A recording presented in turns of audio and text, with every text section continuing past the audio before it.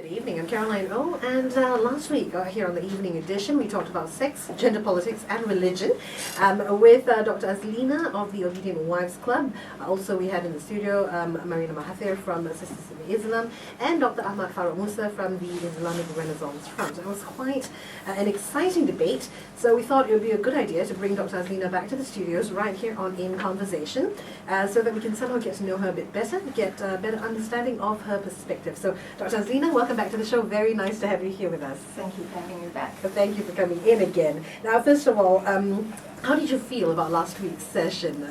Did you get any feedback? I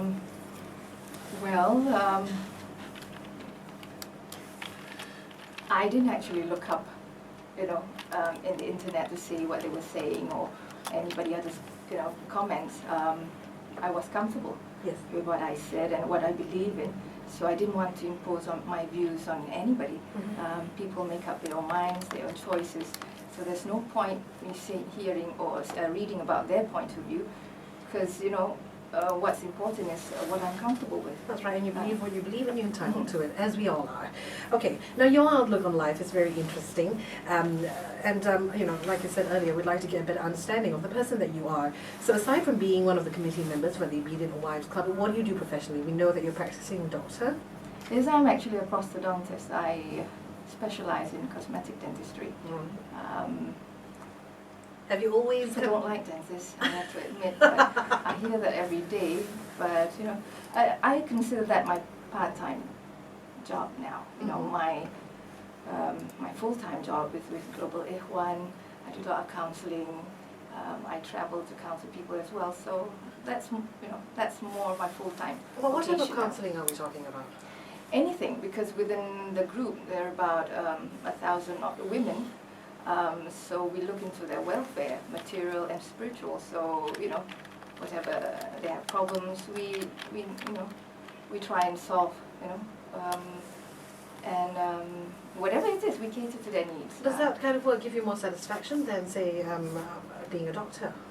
Yes, definitely. It gives me a kind of peace that I've never found in dentistry. I love dentistry, but this is different. It's a different kind of peace. It's difficult to explain. You feel it. You can't put it into words.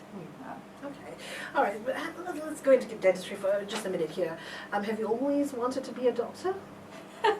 Because we sent you some preliminary questions, right? They were quite interesting. So is this something that you've always wanted to do? I told my late father, I said I didn't know what I wanted to be after fifth form.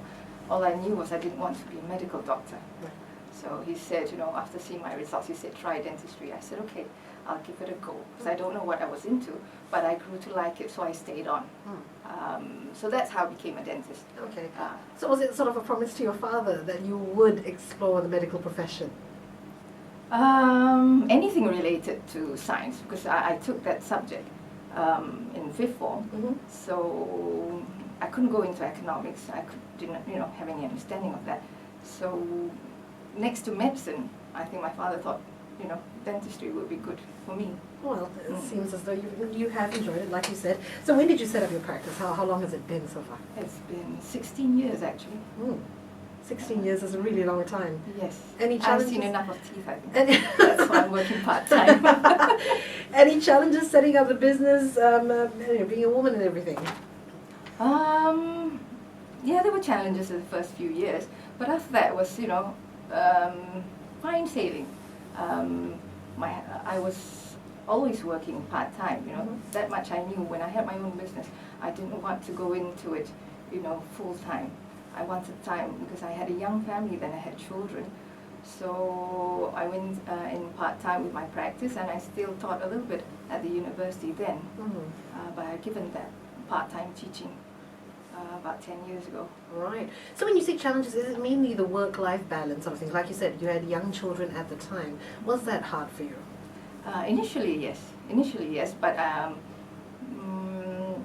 you cope with such things because life goes on. You made that decision.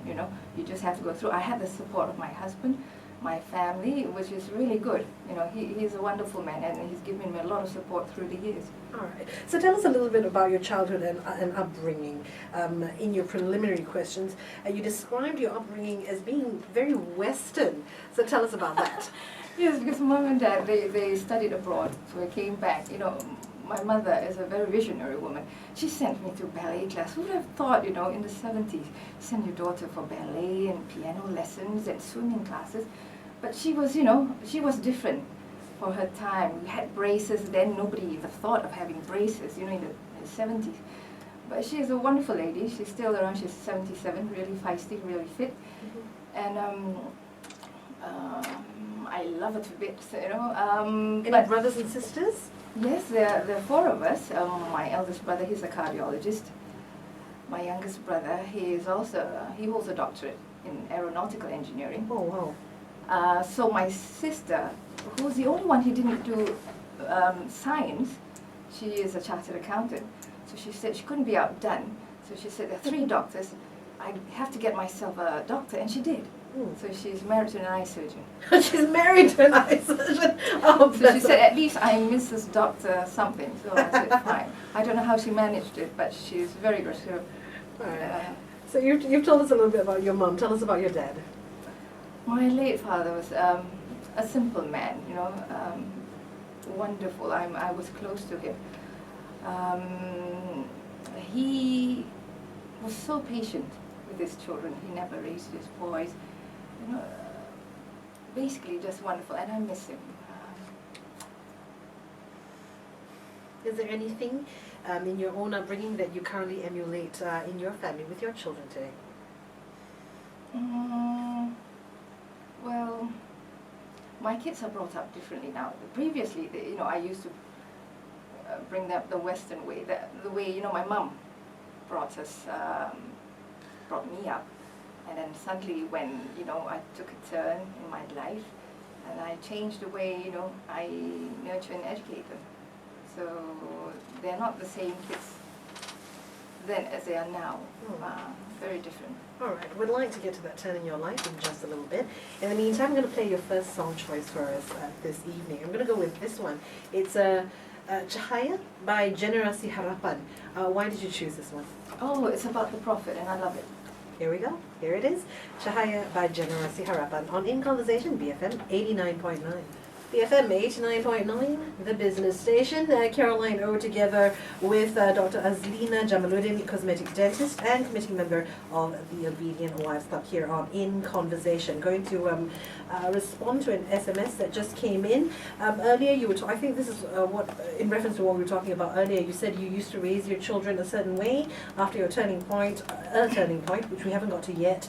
You raise your children differently. So this SMS is, what sort of changes are you referring to with regards to how you brought up your children, specifically before and after, and how old were they?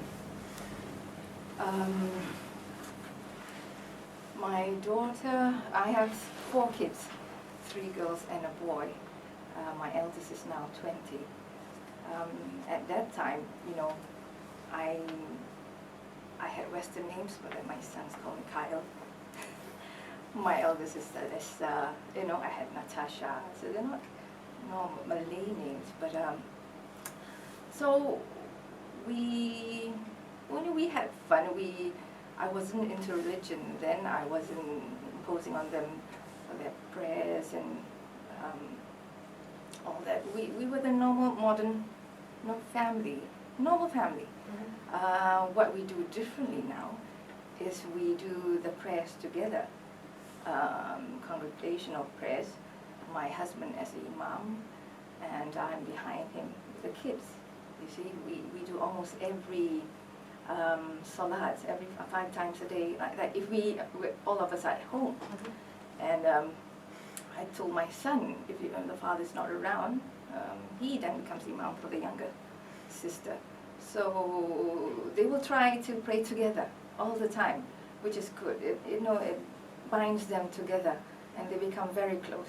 And I never used to bother about those things before, you know, even though we were in the same house. It's like we live differently, okay? I do my prayers now, you do it later, you know, but it's different now. Prayer time, when it comes in, zoom, Everybody's together. Basically, that is the basic. I see the change, that I've made, and they agree to. I mean, it's wonderful now. And my children, I don't have to. Previously, when I was starting to get them to wear the tudung, the scarf, I had to pay them a ringgit every day to get them to put it on. It was difficult. But later, when I made them understand, and that they wouldn't go out without it. But, it's my youngest is 12. When she started, she must have been around 8 or 9, and she refused to go without, outside without wearing anything. So it's. How did you explain it to them?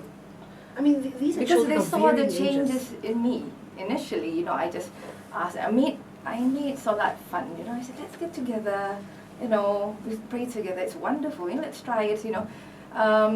They understood then, but after a while, as we tell them, we live in this life. It's a very short life. If I said, for me, I said, your mother, if I live 70 to 80 years, I want to make sure, it's the right way. Because, we as Muslims, we believe there is a hereafter, and that is eternal. I tell them we sow our seeds here, and we reap it on the other side. So we have to do as much good here, and as much good here in this world. I said this in terms in relation to God, because He has to be happy. So for children, did they accept that as what it was? I mean, like you said, you had to pay them to wear the tudung to teach them, to make them understand. But after a while, you see, after prayers, my husband, he would give us a short talk. We have like a family meeting to bond. To bond, and then explain stuff why we do such things. Why mom and dad, we've made a lot of mistakes. Don't follow like us. So after a while, they were okay. They're very okay now. I'm so happy. Okay, well, let's talk about your current lifestyle and beliefs. One thing that really came across the last time we had you on the show was the fact that you have so much conviction in your beliefs. You're unafraid to voice them out. Have you always been this outspoken about your views, any views? No. I was never one who liked the limelight. I'm more a follower. Yes. Yes. I don't like to be in front. As we understand it with this interview, you were very surprised that we called you back. You were wondering why, so that's your nature. Yes, but there are certain things I have to put across because I believe in it, and I believe it wholly. There was a time in my life we were comfortable. I was doing well. My husband was doing very well. And there was this morning, I was feeling restless for a while. And suddenly I woke up. I asked him, I said, you would get up in the morning every day. We go to work. We pay our debts. And then we die. And I said, is that all life is about? Because the cycle seems to be like that, And he couldn't answer me. So I said, okay, where do I go to get the answers? So, unbecoming of me, because I wasn't like that before, I said, okay, I'll book a flight to Makkah. I did that. I arranged everything, and I said to my husband, I called him up, please take leave on such and such a date. I paid for everything. Let's go. And he was amazed. He said, what got into you? I said, let's go. I went there, very apprehensive, because I wasn't a good girl, and I knew it, What do you mean? I didn't know these things, I mixed around. I was very sociable. In my young days, growing up days, I mixed. I had a lot of friends, mingling between female and males. I had no restrictions. They were my friends. I could just pat them on the back, that sort of thing. That's very Western. That's what you mean by not. Okay. Okay. All right. Because these days that's a no. That's a yeah. Okay. Okay. So, but I went there, and I felt like God received me so well because I was treated. I felt really comfortable, and despite being so scared, I hear stories, people going to Makkah, they come back, all sorts of stories, and I was scared. But after the reception, I got there, and I thought, oh, wonderful, I said, I have to do something. This is, the way to go. This is what is missing from my life. The first moments I saw Kaaba, that was it. I felt that this is what Muslims are praying in around the world. This glorious building. I mean, it's difficult to explain. People go there, they just see a building. I didn't. I don't know what, but something felt right inside of me. So when I came back, I told my husband, I said, when we studied in university, we had teachers. We can't learn religion on our own. I said, I remember my grandma saying, if you study religion on your own, then Satan will be your teacher.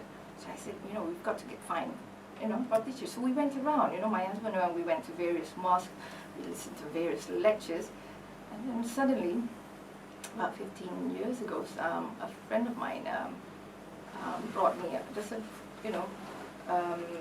something on Islam, and it touched me, and I said, oh, this felt right. This is what I've been looking for. And it was, how do you say, it was a verse, it was like poetry, but it was related to feelings about God, about Allah and the Prophet, So that was it. What made you think to look there? In terms of religion, I mean, we're talking about looking for something in life, right? So you wake up and the cycle is the same day after day. We go through the same things. You wake up, you go to work, like you said, just how you described it. What was it that pointed you in that direction specifically?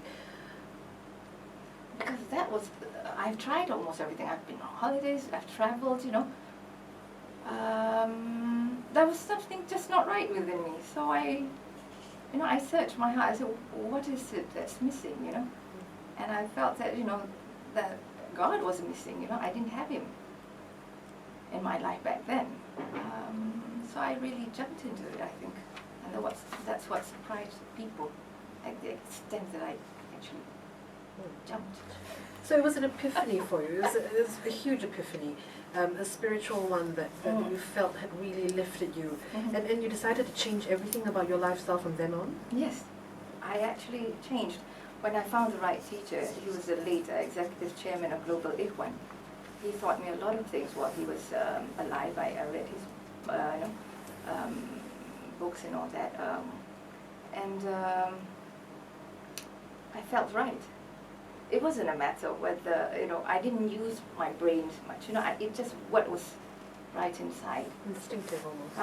Almost. And I felt he managed to bring me close to God the way I wanted to.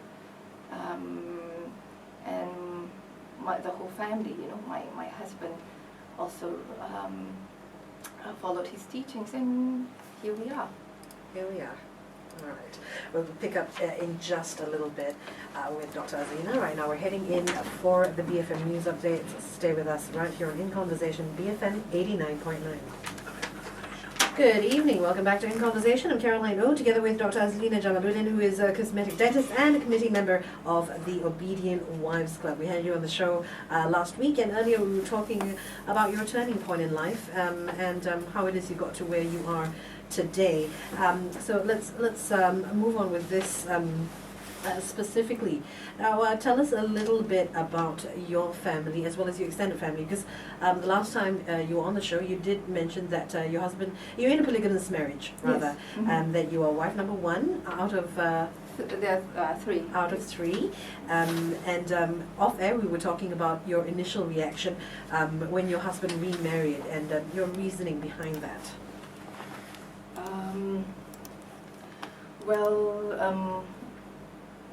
My late teacher offered advice and a lot of knowledge before we got into this polygamous marriage. All this while, when I went around looking, for the right teacher, I went to lectures and all that, and I hear them, talking, but superficially. Example, they say be good parents, but how do you be good parents? They don't go in deeper and tell you.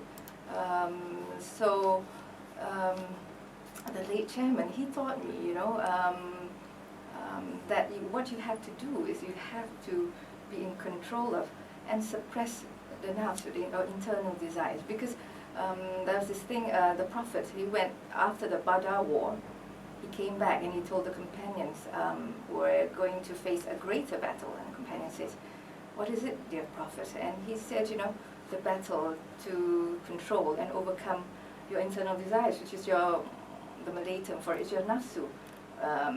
It's the thing in you, and that's the enemy in you, and and that's what you have to achieve. Well, help me to understand this, because I find it a little bit hard to understand. I would imagine, as a woman myself, if I'm not married, if I had a husband and he wanted to take on another wife, and perhaps it's the evil in me, but I would feel jealousy to begin with, perhaps a little bit of rage even. Yes, I went through the same thing too. Initially, you know, that was my reaction. But then, like I said I wanted God's way. So I told God, if it came, you know, I had discussions. You know, you wake up when you do my night prayers. You know, I talked to Him. That's the best time actually. And I asked Him at one point. I said, you know, if it comes, you know, if it's my turn to go through this, you know, polygamous marriage, if it happens to me, I don't know. So I said, please, you know, give me the strength, because I don't want to oppose you. I want to agree with you, because, you know, I want to go into, you know, your straight path. So I said, if you think I'm ready, give me that test. If you think I'm not ready, please, you know, don't. This is a discussion between me and God, you know. I was talking. But this was after your turning point? Before? After my turning point. After your turning point, but before right. Right. So, because, so, when the time came, you know, my husband said, you know, he wanted to take another one. So I said, God, I'm not ready. I'm not ready for this. But, you know, I remember my discussion, you know. So I said, oh, you know, He's giving me this test. He must think I'm ready, even though I don't think I am. But who do I listen to? Myself? Or do I, you know, go ahead and, you know, trust Him? Because He knows better. So at that point, you know, it was a decision I had to make. And I said, okay, God, you know, in good faith, I take everything that you do, you know, there must be some good to it. So I leave, you know, I left it. I said, okay.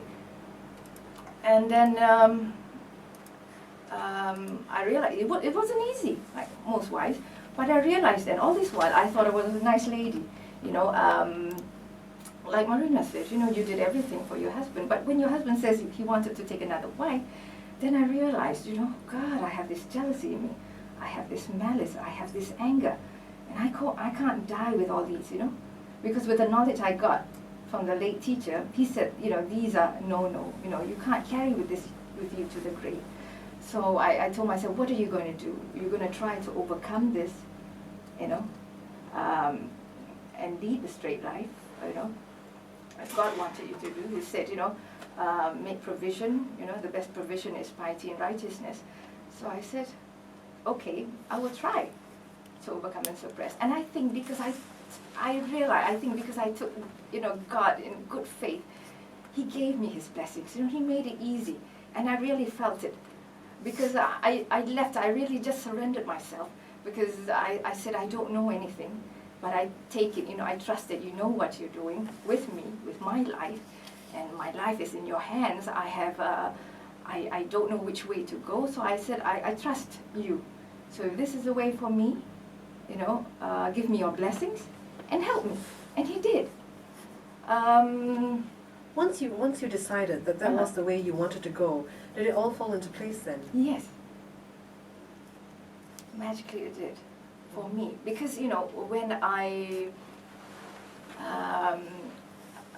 went for the engagement, can you believe it? The second wife, I put on the ring on her finger. And what amazed me was, even though my heart was crying, but suddenly when I got there, and I saw her, and I said, my God, you know, I like this girl. And when I came out, I told my husband, Sayang, you're a very lucky man. She's very beautiful. You know? And I was amazed. You know, I didn't shed a tear. I was happy. And it really, you know, I mean, I amazed everyone. Then I had my friends who came with me to the engagement, and it was incredible. I think it's incredible just listening to it. But I believe, that God had a hand in it, or else I wouldn't have managed to. Okay. So tell us, how does the family unit work? You mentioned that you and your extended family sometimes have regular holidays away together. Mm-hmm. I lived with the second wife. We lived together. We're good friends. We chit-chat all the time. My husband gets jealous of us because we leave him alone and we start chatting. The third one, she has her own house. Mm-hmm. So she comes by maybe like once a week. But yes, mainly with the second one, we go on holidays together. Mm-hmm. She has 3 kids. We take the whole lot with us, mm-hmm. and we have fun. My children see them as their brothers and sisters, and it's good because when we pray together, like I said, when you live together, the bond is there. Mm-hmm. My husband as a leader, he is the imam, and me and my sister and the children. It's wonderful. I understand from our discussions last week, and also in talking to other Muslims, when a man takes on another wife, the most important thing is to be fair to all his wives. And it seems, I don't know, when you put it in everyday life, it seems a little bit like an impossible feat. But I think a strong man, a strong-willed man who's close to God is able to do that. My husband, he has taught us that he is not everything to us. Don't rely on him. Mm-hmm. So he's given us strength and support, but he's taught us also, together with the barakah of my teacher, the late teacher, that, in this life, you're supposed to see Allah or God as number one. Your husband, you're in service to him, you obey him because of your love for God, not for him. That's the difference. And I think maybe I'm wrong, but I see my friends and what they do, the husbands, they see their husbands as everything, and it's difficult, very difficult to let go. Initially for me, I think that was it. After 17 years, he took another wife. I felt, that it was taken away from me. But now with a subsequent wife, it's much easier because right from the start, he taught them, love God first. Your only love for me is because you love him, and he has managed to nurture that. And how does that work with the children, though? The family dynamics, because I'm just imagining in your regular society, mm-hmm. Perhaps not many people are in polygamous marriages, and so how do the children deal with it? Well, when he brought my sister home, I told my children, I said, this is your new mother. Mm-hmm. Please accept her because she is your mom. And I said, if anything happens to me, she's going to take care of you.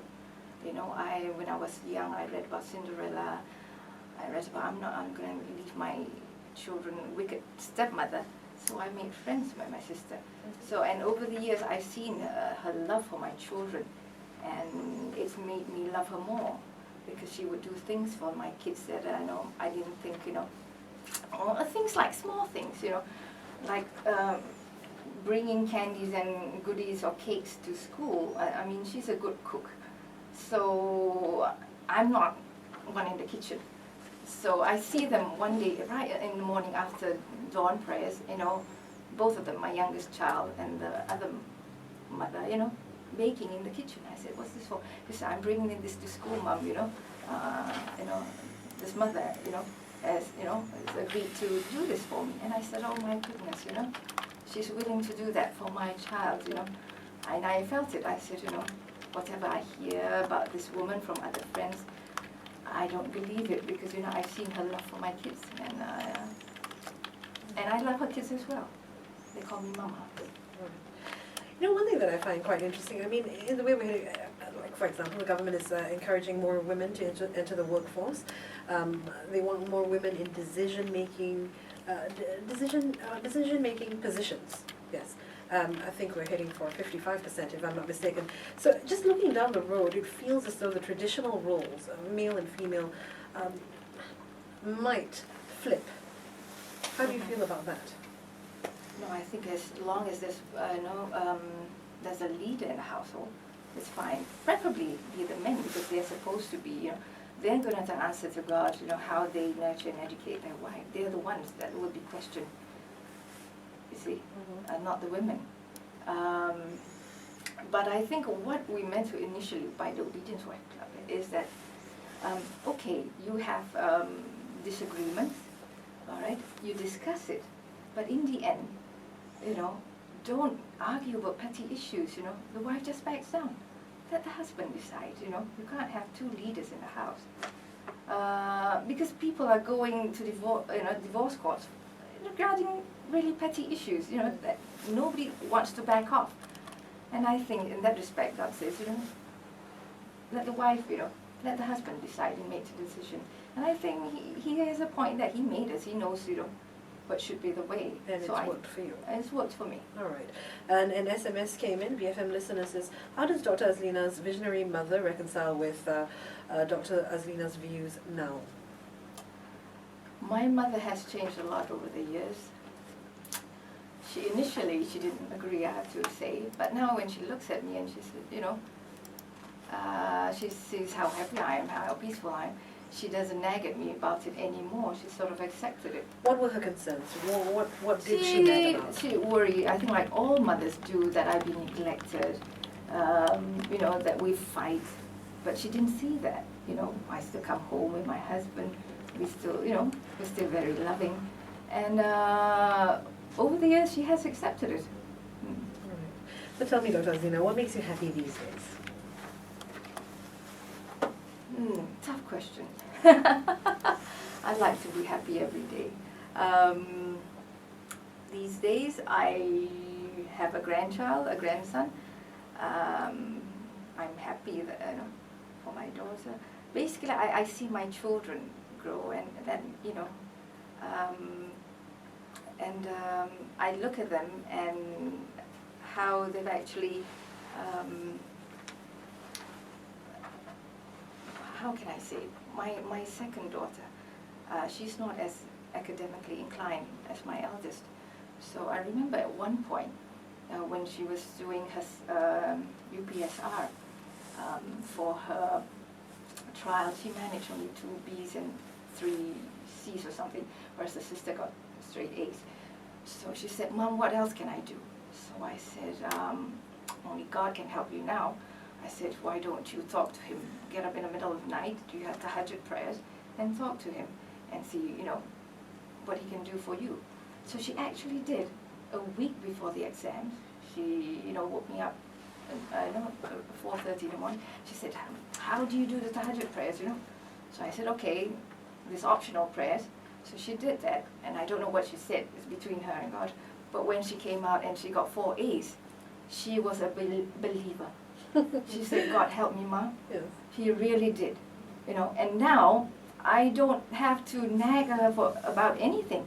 In everything she does, she sees him. And I'm so happy for that. That's just an example. Okay, we go bowling. We're like normal families, right? She hits the strike.